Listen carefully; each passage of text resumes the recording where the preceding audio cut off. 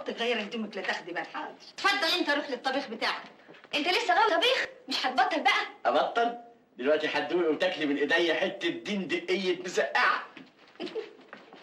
يا بنتي ما تتلموا بقى وتخلصينا من طبيخ سي صلاح ده. لسه بدري يا دادا، مش لما ناخد على بعض في الاول بقى، مخطوبين بقالكوا سنتين.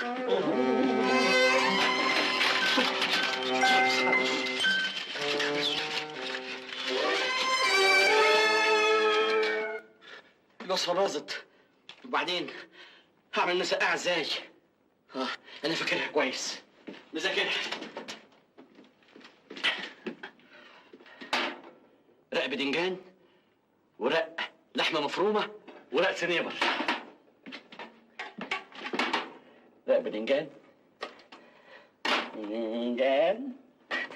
ورق لحمه مفرومه،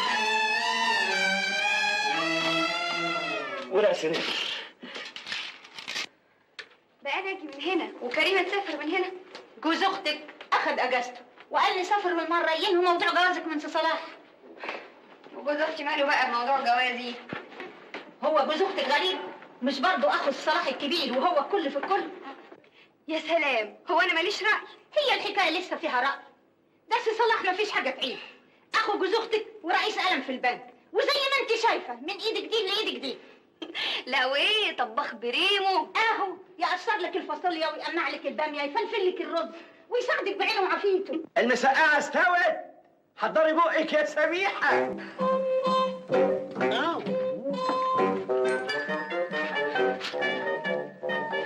والله العظيم انا خايف لا يجرى لعقلك حاجه من المسقعه، هتتجنني، هيحصل لك ذهول، كل لقمه هتنزل معدتك هتسمعي تسقيف حاد من مصارينك. السلطه يا عزيزي. حاضر. عندك ما تاكليش. ليه بقى؟ قبل ما تاكلي المسقعه لازم تلبسي جوانتي. عشان ايه؟ لاني متاكد انك هتاكلي صوابعك ورا. يا خبر للدرجه دي؟ طبعا طبعا، طبيخ ابو صلاح الخطير.